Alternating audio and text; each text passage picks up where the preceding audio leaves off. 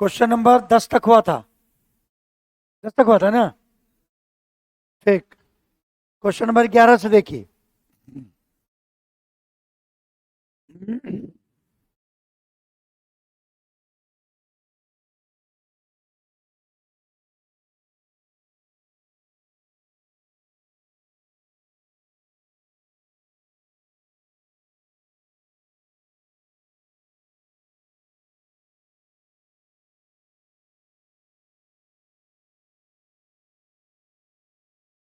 देखिए यहां पर जो ऑप्शन है वो PQRS करके आपका ऑप्शन है।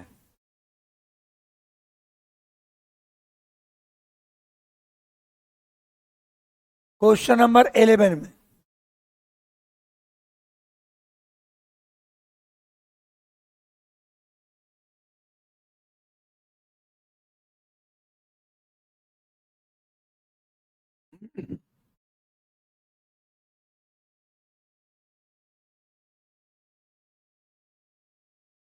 देखिएगा।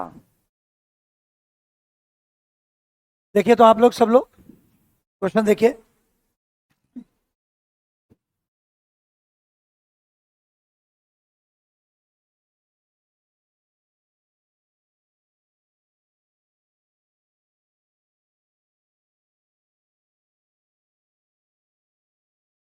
On the morning of April 12, Gopal rose at 5:30 a.m.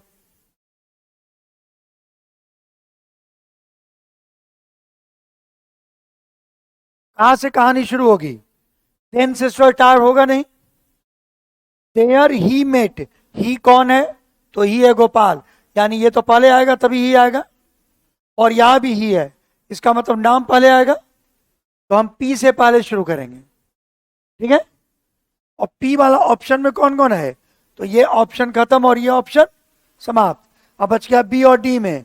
P के बाद पी के बाद एस और पी के बाद आर। कहता on the morning of April 12, 12 अप्रैल के सुबह में गोपाल 5:30 बजे जगा। ठीक है। 5:30 बजे गोपाल जगा।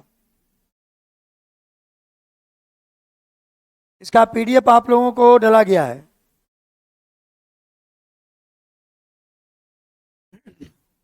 देखिए 5:30 बजे जगा। और अब कहता है R number, there he met his group of walking enthusiastics, he put on his track suit. यही होगा। सुबह 5:30 बजे जगा, उसके बाद अपना क्या पहना? वो ट्रैक सूट पहना। और क्या निकल गया? शूज पहन करके घूमने के लिए निकल गया। तो पी के बाद क्या होगा? तो आंसर नंबर कौन हो गया? पी नंबर आंसर हो। ठीक है।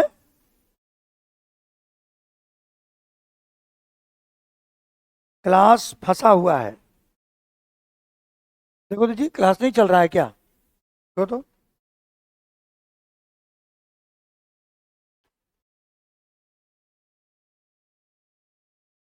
सेंटेंस अरेंजमेंट का पीडीएफ आप लोगों को डाला गया है।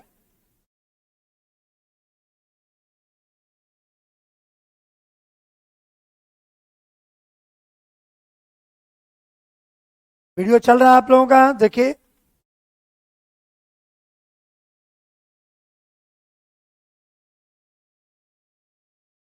चल रहा है ना?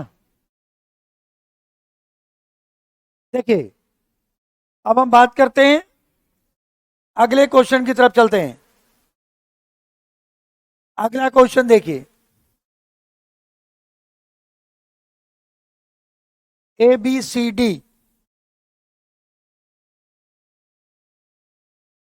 चलिए ABCD में क्वेश्चन देखिए।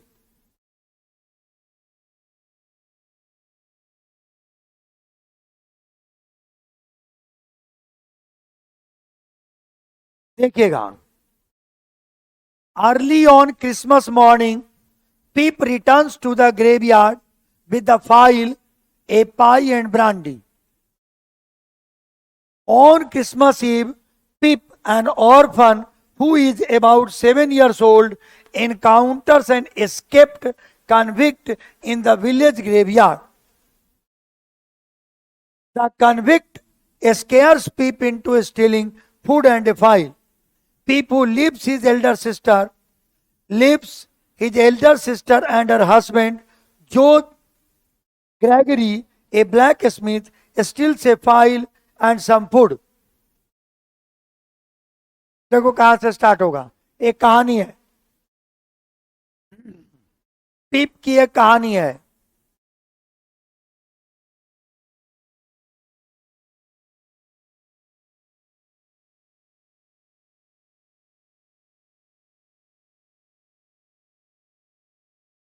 कहां से शुरू होगा, देखिए कहानी कहां से शुरू करें, ए से कि बी से, सी से, डी से, किससे, बी से, डी से, चौथा नंबर से। Pip who lives his elder sister and her husband Joe Gregory, a blacksmith, steals a file and some food. On Christmas Eve, Pip, an orphan who is about 7 years old, encounters, B से शुरू कीजिए, B से कहता है on Christmas ewe,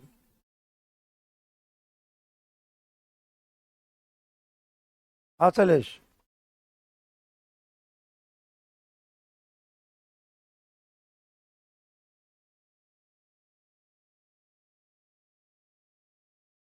कहता है on Christmas Eve Pip an orphan, कहता है क्रिसमस की शाम पीप, जो कौन है, एक ऑर्फन है, यानी एक अनाथ है, who is about 7 years old, जो कितने साल का है, 7 साल का है, encounters an escaped convict in the village graveyard, village graveyard में उसको एक कौन मिला, लेकिन पहले तो ग्रेवयार्ड जाएगा तब ना।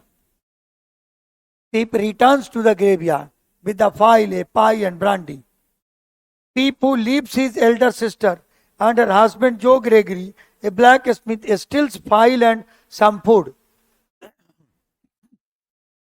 ठीक बोल रहे हो, डी नंबर सही होगा आंसर, है ना, नहीं, लेकिन डी अगर करोगे तो convict scares Pip into stealing food and a file, ठीक है। उसके बाद A number, early on Christmas morning Pip return to the graveyard with the file, a pie and brandy. On Christmas he Pip and orphan, नहीं B से ही शुरू करिए, on Christmas ही यहीं से शुरू होगा कहानी, बी नंबर से शुरू कीजिए, तो इसको भी हटाइए और इसको भी। तो क्रिसमस ईव को पीप जो था एक ऑर्फन, एक अनाथ बच्चा जो 7 साल का है, एनकाउंटर जिसकी मुलाकात होती है, एन एस्केप्ड कन्विक्ट, यानी एक ऐसे व्यक्ति से जो कानून से भागा हुआ मुजरिम है ना, उसकी मुलाकात होती है। कहाँ मुलाकात होती है, विलेज ग्रेवयार्ड में। कहाँ मुलाकात होती है, विलेज ग्रेवयार्ड में, गांव के एक शमशान घाट में, मतलब जहां पर ग्रेवयार्ड मतलब कब्रगाह, जहां कब्र दफनाया जाता है, कि तो वहां पर एक कन्विक्ट से उसकी मुलाकात होती है। अब कहता है बी के बाद सी पे आइए, the convict scares Pip into stealing food and file, उस कन्विक्ट ने उसको डराया, scares Pip into stealing food and a file. उसके बाद डी नंबर पे आइए, पीप who leaves his elder sister and her husband Joe Gregory, a blacksmith, steals a file and some food, वो रहता था वहां से एक फूड लेकर के आया था। Early on Christmas morning Pip return to the graveyard with a file and a pie brandy, से ए नंबर ही आंसर होगा, ठीक है, और कोई दूसरा ऑप्शन नहीं हो सकता, यही सबसे सुटेबल ऑप्शन होगा आपका।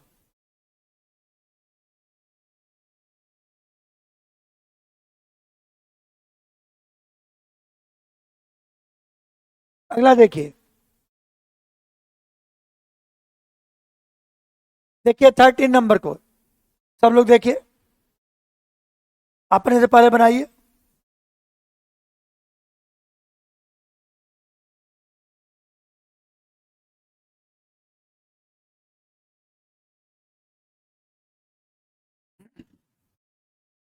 गुंजन कुमार, मुझे नहीं पता है सर, क्या नहीं पता है बताओ, पीडीएफ आप लोगों का डाला हुआ है,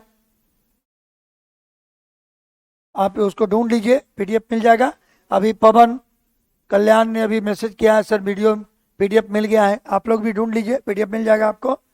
और तब तक खोजिएगा बाद में, अभी जब तक आप लोग क्या कीजिए, इसको देखिएगा। अभी देखिए ये क्वेश्चन को, क्वेश्चन नंबर आपका कितना नंबर है, क्वेश्चन नंबर के लिए 13 को देखिए, क्वेश्चन नंबर 13 देखिएगा।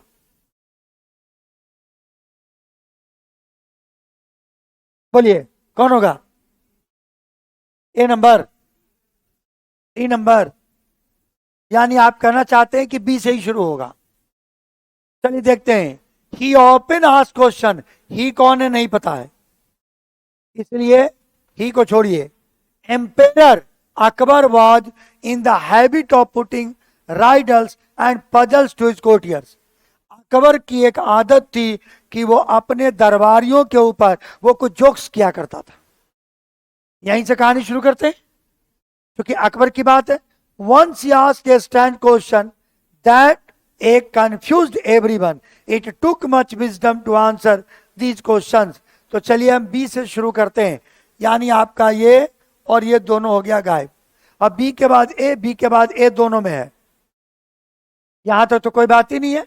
यानी Akbar was in the habit of putting riddles and puzzles to his courtiers. He open asked questions which were strange and विट्टी।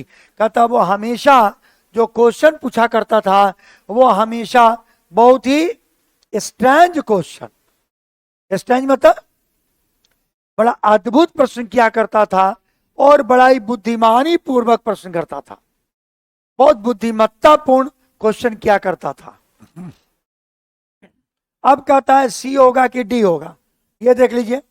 अगर आप सी कहते हैं, once he asked a stand question, कहता है took much wisdom to answer this question, D पहले होगा जी। देखो कैसे, कहता है एम्पेरर क्या करता था, क्वेश्चन पूछा करता था अपने कोर्टियर से।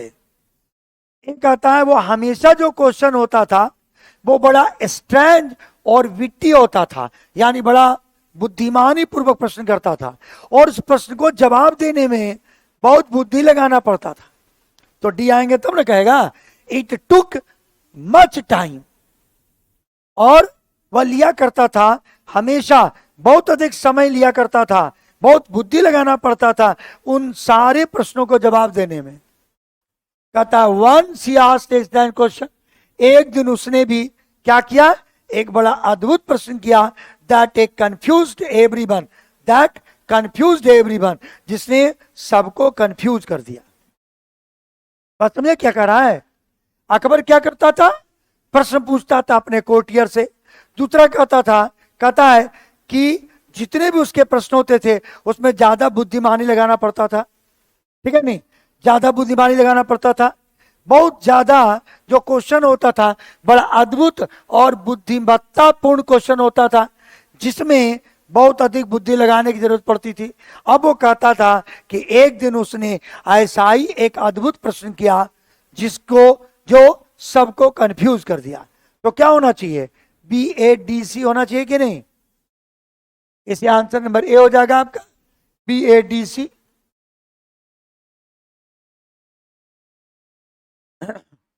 BADC हो जाएगा आपका क्वेश्चन। आगे देखिए, नंबर 14 पे आइए, 14 नंबर क्वेश्चन बनाइएगा।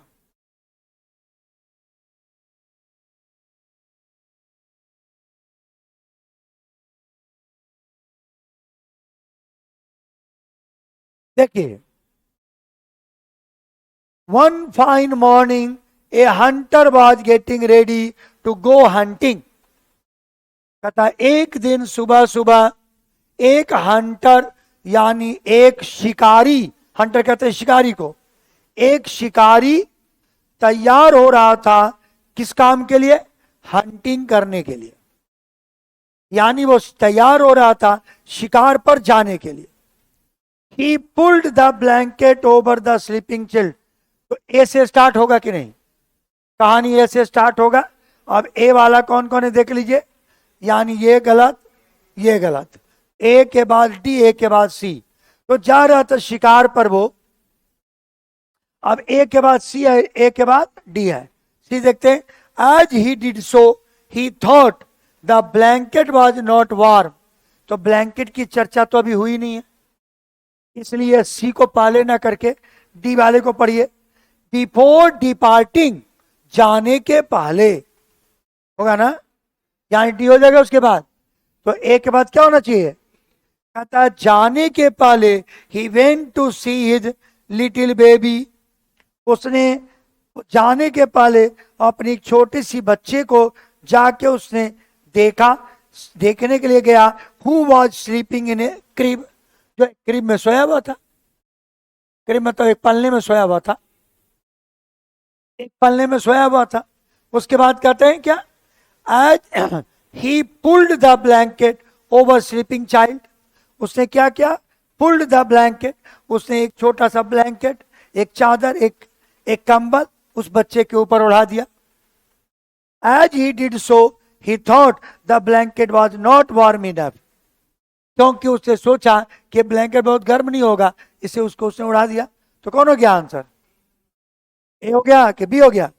ए के बाद डी होगा, उसके बाद बी होगा, और उसके बाद, ठीक है, ए बी नंबर आंसर हो गया आपका। कोई कंफ्यूजन है?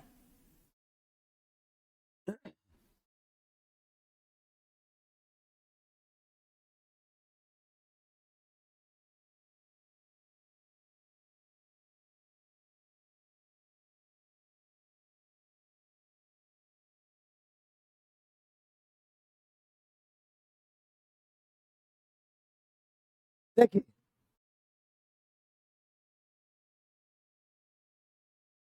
क्वेश्चन देख लीजिए, बनाइए। They have no mind for their own. क्या यहां से कहानी शुरू होगी? नहीं होगी। It is misleading to imagine that computers can think like humans. It is misleading to imagine, कहता है ये बात बकवास है कि कोई भी कंप्यूटर ह्यूमन माइंड की तरह सोच सकता है। यहां से भी शुरुआत नहीं होगा, आगे बढ़ते हैं।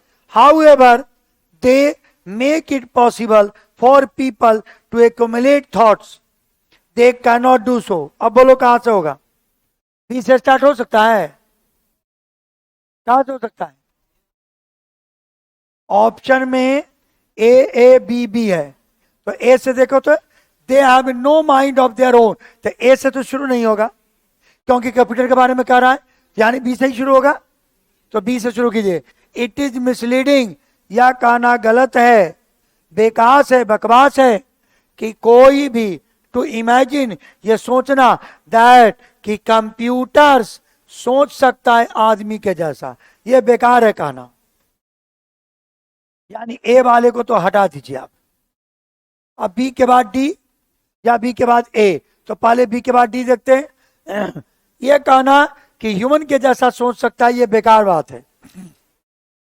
दे कैन नॉट डू सो, वो ऐसा नहीं कर सकता है। हो सकता है ना ऐसा, यानी सोच नहीं सकता। They can not do so, A number. They have no mind of their own. अब देखो बी के बाद ए करते हैं, कहता है वो सोच नहीं सकता है। कहता है computer can think like humans, they have no mind of their own. अब बोलो कि बी के बाद डी ज्यादा सुटेबल है कि बी के बाद ए? ए ज्यादा सुटेबल है क्योंकि उसके पास दिमाग नहीं है कि वो सोच सके, और यहां सोचने की बात आई है, तो बी के बाद ए करना ज्यादा बेहतर है। उसके बाद सी है, however they make it possible, तो make it possible for people to accumulate thoughts, they can not do सो।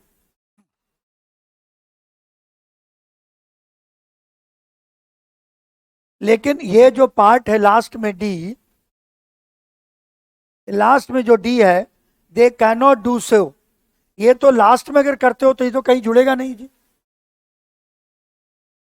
और हाउ एवर अगर लास्ट में करते हो तो हाउ एवर एक कंक्लूजन है, फिर भी है ना, हाउ एवर एक कंक्लूजन है, तो आप हाउ एवर वाले को बाद में रखो तो ज्यादा बेहतर है।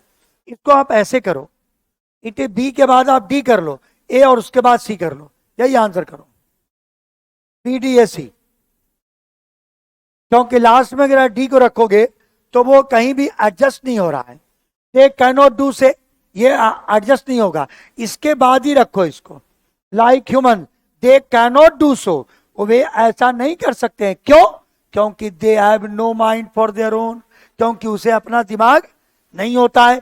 हाउएवर फिर भी they make it possible for people to accommodate thought, हालांकि फिर भी इसने लोगों को कुछ सोचने के लिए थोड़ा तो बाध्य जरूर किया है, या आदमी की तरह नहीं सोच सकता है लेकिन कुछ ना कुछ तो ऑप्शन आदमी की तरफ रखता है वो।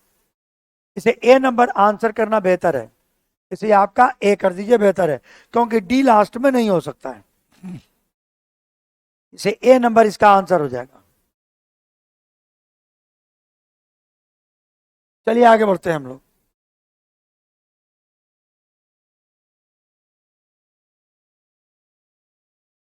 अगला देखिए,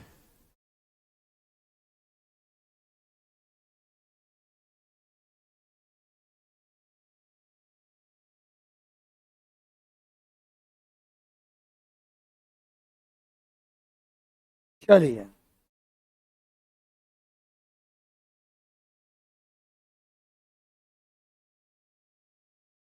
देखिए जरा।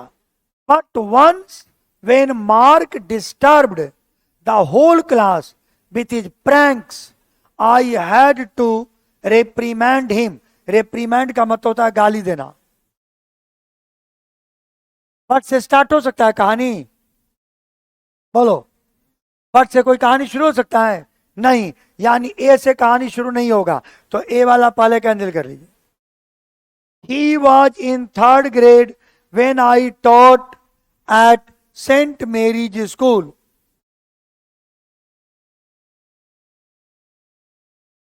All 34 students were dear to me, but Mark Eklund was one in a million.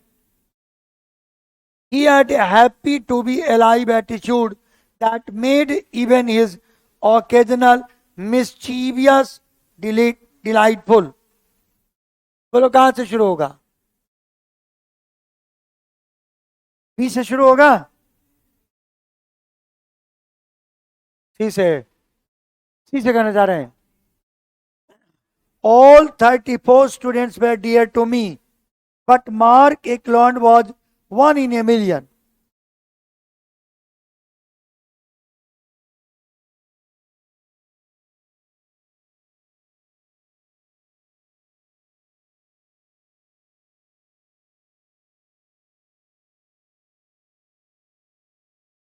सी, सी के बाद बी होना चाहिए तो, है ना। He was in third grade, क्योंकि मार्क एक्लूड के बारे में कह रहा है। He was in third grade when I taught at Saint Mary's school. उसके बाद he had a happy to be alive attitude that made even his occasional mischievous delightful. But once when Mark disturbed the whole class with his prank, I had to reprimand him. यही होगा, ठीक बोल रहे हो। सी से start होगा, ए number answer होगा।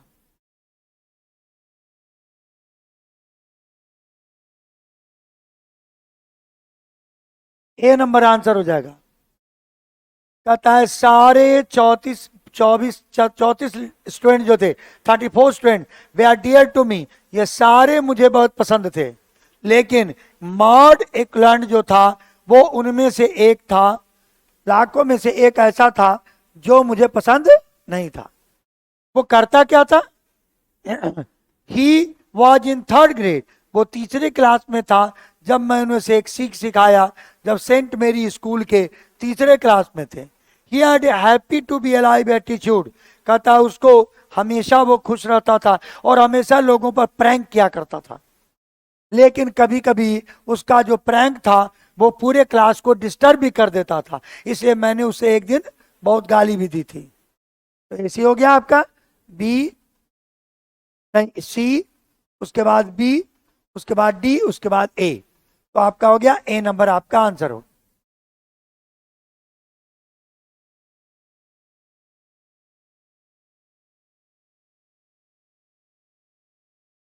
सत्रह नंबर देखिए,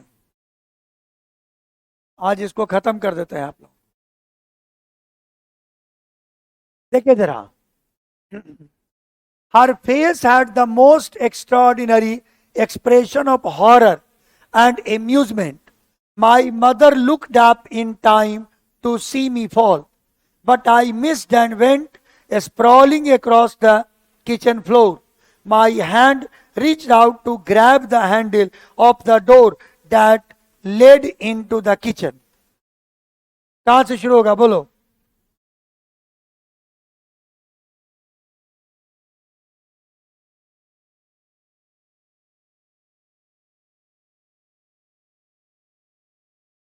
कहां से होगा? My mother looked up in time to see me fall, नहीं, टी से शुरू होगा। टी से ना, ये पी से? पी से। My mother looked up in time to see me fall, मेरी मां ने उस समय मुझे गिरते हुए देखा ना। My hand reached out to grab the handle of the door that led into the kitchen, मेरा हाथ पहुंचा किस चीज को? दरवाजा पकड़ने के लिए जो किचन में था, हैंडल पकड़ने के लिए, है ना।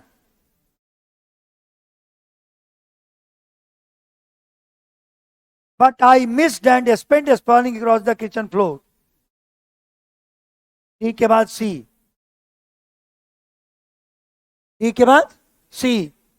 बट आई मिस्ड, लेकिन मैं मिस कर गया, मतलब वो किचन रूम में गया तो किचन रूम के दरवाजे का जो हैंडल था उसको पकड़ने की कोशिश की, but I missed and went sprawling across the kitchen floor, लेकिन वो नहीं पकड़ाया और मैं किचन फ्लोर पर क्या हो गया?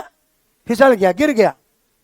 अब my mother looked up in time to see me fall, मेरी मां ने मुझे गिरते हुए देख लिया। Her face had the most extraordinary expression of horror and amusement, और वो एकदम डर गई, मुझे गिरते हुए देखा तो वो डर गई। तो क्या हो गया हमारा? टी सी बी ए, नीचे से आपका अरेंज हो जाएगा। कोई दिक्कत? समझ रहे हैं? तो बी नंबर आप आंसर कर लीजिए।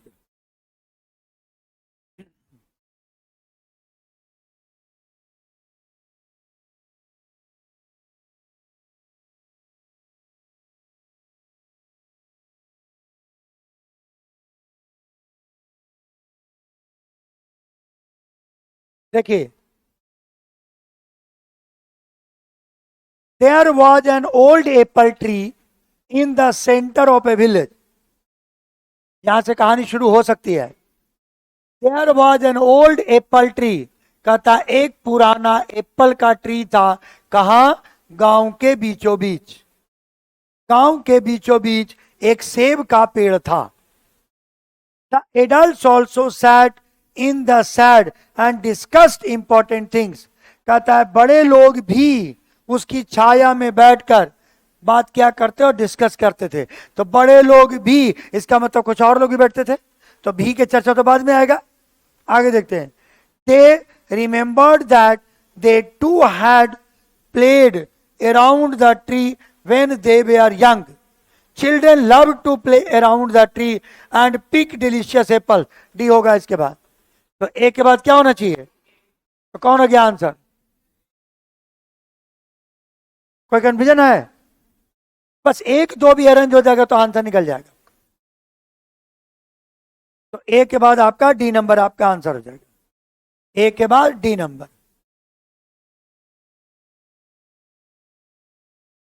कोई दिक्कत? बढ़िए, आगे।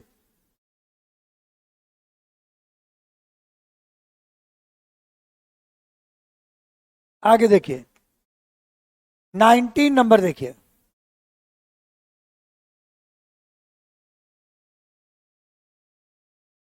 Most of them are in a jail because of their circumstances, उनमें से ज्यादातर लोग जेल में थे क्योंकि यही परिस्थिति थी। उनमें से ज्यादातर कौन थे नहीं पता है, आगे बढ़ते हैं। Not all prisoners are hard core criminals, वहां जितने भी क्रिमिनल थे जेल में सारे बहुत बड़े क्रिमिनल नहीं थे, सारे जो बंद थे जेल में सो, ये भी पहला तो नहीं हो सकता है। So they deserve a chance to rehabilitate themselves. Therefore, तो कौन हो गया आंसर? यही ज्यादा हो जाएगा। एक ही ज्यादा संभावना है जी, है ना संभावना। Most of them are in a jail, कहता ज्यादातर जो लोग जेल में थे बिकॉज ऑफ देयर सर्कमस्टांसेस, जो जेल में थे वो अपनी परिस्थिति बस जेल में थे। यानी not all prisoners are hardcore prisoners, सारे लोग हार्डकोर क्रिमिनल्स नहीं थे, है ना। तो they deserve a chance to rehabilitate themselves, इसलिए उनके पास एक चांस था कि उनको रिहेबिलिटेट किया। Therefore learning a trade would help them reintegrate with society. तो ए बी सी डी यही होगा, यही हो जाएगा आंसर, एकदम सीधा सीधा सजा हुआ है इसमें, कोई और दूसरा ऑप्शन नहीं हो सकता। करके देख लीजिए, हो सकता है कोई, देख लीजिए एक बार। ए से ही शुरू होगा, ये तो पक्का है। जब ए से शुरू होगा तो ऑप्शन एक ही तो है, ए वाला, इसे इधर उधर कुछ जाना ही नहीं है, इसलिए आप ए वाले आंसर कर लीजिए, एक ही ऑप्शन है इसका। और चलिए यहां आपका क्वेश्चन नंबर, लास्ट क्वेश्चन है आपका, सेंटेंस अरेंजमेंट। बाकी इसी तरह से आप बनाइएगा, मैंने 20 आपको करा दिया है।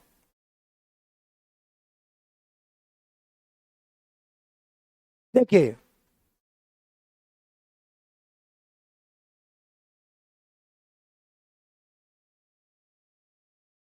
When John was 5 years old, जब जॉन 5 साल का था, a circus came to the village, उस समय एक गांव में सर्कस आया।